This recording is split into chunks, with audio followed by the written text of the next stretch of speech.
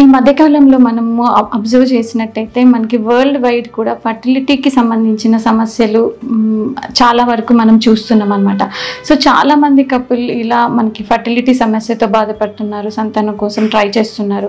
So ఈరోజు మనం ఈ వీడియోలో స్ట్రెస్ అంటే మానసిక ఒత్తిడికి మరియు ఈ ఫర్టిలిటీ సమస్యలకి ఏమైనా సంబంధం ఉందా అనే దాని గురించి మాట్లాడుకుందాం. నేను మీ doctor Naini, consultant at 49 hospitals, Karimnagar branch.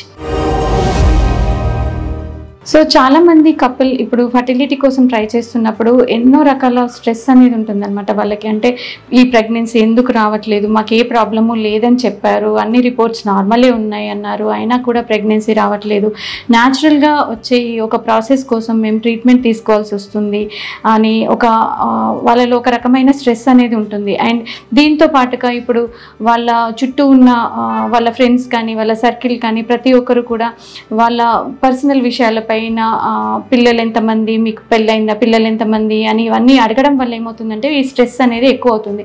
And కొంతమందిలో ఫ్యామిలీకి సంబంధించిన స్ట్రెస్ ఇంట్లో ఫ్యామిలీ మెంబర్స్ కూడా దీని గురించి ఎక్కువగా మాట్లాడుతూ ఉంటారు. సో దానివల్ల కూడా వీళ్ళకు ఈ స్ట్రెస్ అనేది ఎక్కువగా ఉంటుంది అండ్ వాళ్ళు ఎవరితో కూడా ఇది షేర్ చేసుకోలేకపోతారు. అయితే ఒక ప్రశ్న ఏంటి చాలామందికి వచ్చేది ఏంటంటే, ఎక్కువగా ఈ స్ట్రెస్ ఉండడం వల్ల ఫర్టిలిటీ సమస్య అనేది ఎక్కువ అవుతుందా, లేదా ఫర్టిలిటీ సమస్య ఉన్న వాళ్ళలో ఈ స్ట్రెస్ అనేది ఎక్కువగా ఉంటుందా అనేది మనం గమనించినట్టయితే చాలా మటుకు ఫర్టిలిటీతో సమస్యతో బాధపడే వాళ్ళందరిలో కూడా ఈ స్ట్రెస్ లెవెల్స్ అనేవి ఎక్కువగా ఉంటాయి. దీని గురించి యాక్చువల్గా ఒక ఇంట్రెస్టింగ్ స్టడీ అనేది చేశారనమాట అమెరికాలో. సో ఆ స్టడీలో ఏం తెలిసింది అని అంటే, ఇప్పుడు ఎవరైతే ఇన్ఫర్టిలిటీ సమస్యతో అంటే పిల్లలు లేక బాధపడే వాళ్ళలో స్ట్రెస్ లెవెల్స్ అనేవి ఆల్మోస్ట్ ఒక క్యాన్సర్ పేషెంట్కి లేదంటే ఒక హార్ట్ డిసీజ్ ఉన్న పేషెంట్కి ఎంత ఉన్నాయో వీళ్ళలో కూడా ఆ లెవెల్లో స్ట్రెస్ లెవెల్స్ ఉంటాయి అని గమనించారనమాట. అండ్ వీళ్ళు చేసిన పరిశోధనల్లో ఇంకా మనకి తెలిసిన విషయాలు ఏంటి అంటే, ఎవరైతే అధిక స్ట్రెస్తో బాధపడే వాళ్ళలో ఈ ఫర్టిలిటీ సమస్య అంటే ప్రెగ్నెన్సీ వచ్చే ఛాన్సెస్ అనేవి లేట్గా ప్రెగ్నెన్సీ అందడం అనేది చూసారనమాట.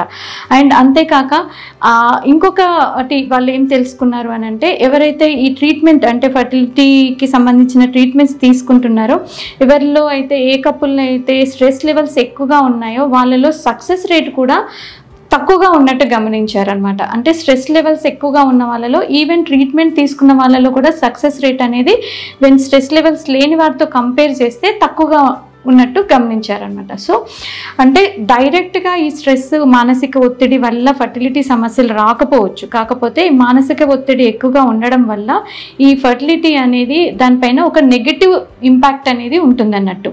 సో ఇది మరి వాళ్ళు ఎలా తెలుసుకున్నారు అని అంటే, ఈ స్ట్రెస్ ఎక్కువగా ఉన్న టైంలో మన బాడీలో కొన్ని రకాల హార్మోన్స్ అనేవి రిలీజ్ అవుతాయి. అవేంటి అంటే కార్టిజాల్ అనే ఒక హార్మోను అండ్ అమైలేజ్ అనే ఒక హార్మోన్ ఉంటుంది. సో ఇది సలైవాలో వాళ్ళు టెస్ట్ చేశారనమాట. ఈ పరిశోధనలో ఈ 2 హార్మోన్ లెవెల్స్ని టెస్ట్ చేసి ఆ రకంగా ఇవన్నీ కూడా వాళ్ళు తెలుసుకున్నారనమాట. సో మరి ఈ స్ట్రెస్ లెవెల్స్ తగ్గించుకోవాలంటే ఎలా, దానికి మనం ఏం చేయాలి అనేది, ఆ కపుల్ ఏ రకంగా ప్రయత్నం చేయాలి అనేది మనం చూస్తే, బేసిక్గా ఏంటంటే మీరు యూజువల్గా ఎందుకు ఇలాంటి స్ట్రెస్ ఉంటుంది అని అంటే, మీకు బేసిక్ స్ట్రెస్ లెవెల్స్ దేనివల్ల వస్తుంది అనేది ఫస్ట్ మీరు ఐడెంటిఫై చేయాలి. అంటే it's because of your family ప్రెషరా, లేకపోతే మీ పని ఒత్తిడి వల్లనా, లేకపోతే పార్ట్నర్స్తో ఏమైనా ప్రాబ్లం ఉందా, లేదంటే చుట్టూ ఉన్న వాళ్ళు అడగడం వల్ల స్ట్రెస్ ఎక్కువ అవుతుందా, లేకపోతే ఫైనాన్షియల్ పరంగా ఈ స్ట్రెస్ ఎక్కువ అవుతుందా, లేదంటే కొంతమంది ఇప్పుడు ట్రీట్మెంట్ తీసుకునే టైంలో డైలీ హాస్పిటల్కి రావాల్సి ఉండిన అవసరం పడుతుంది, రకరకాలుగా స్కానింగ్ టెస్ట్లు ఇవన్నీ కూడా చేయడం జరుగుతుంది. సో వాళ్ళ ఆఫీస్కి వెళ్ళే వాళ్ళైతే వాళ్ళకి రెగ్యులర్గా లీవ్స్ తీసుకోవాల్సిన అవసరం పడుతుంది. సో ఇదన్నిటి వల్ల కూడా వాళ్ళ స్ట్రెస్ లెవెల్స్ అనేటివి ఎక్కువ ఉంటాయి. సో మీరు బేసిక్ అంటే దేనివల్ల ఎక్కువగా మీరు స్ట్రెస్కి గురవుతున్నారు అనేది మీరు గమనించుకొని దాన్ని తగ్గించుకోవడానికి ట్రై చేయాలన్నట్టు. సో ఇలా మీరు ఒక్కరే ఈ సమస్యతో బాధపడడం లేదు, మీలాగా ఈ ఫర్టిలిటీకి సంబంధించిన ఇష్యూస్తో ఎన్నో మిలియన్స్ కపుల్ కూడా సఫర్ అవుతున్నారు అనేది మీరు గమనించుకోవాలి. అండ్ ప్రతి ఒక్కరికి అంటే చిన్న చిన్న ట్రీట్మెంట్తోనే కన్సీవ్ అవుతారు, కానీ కొంతమందికి ఫర్దర్ అడ్వాన్స్డ్ ట్రీట్మెంట్ అవసరం పడుతుంది. సో బేసిక్గా మీరు ఎలాంటి ట్రీట్మెంట్స్ తీసుకుంటున్నా కూడా మీరు ఫస్ట్ ఈ మానసిక ఒత్తిడి నుంచి తగ్గించుకోవాలి అంటే కొన్ని రకాల రిలాక్సేషన్ టెక్నిక్స్ అనేవి మీరు రెగ్యులర్గా పాటిస్తూ ఉండాలి.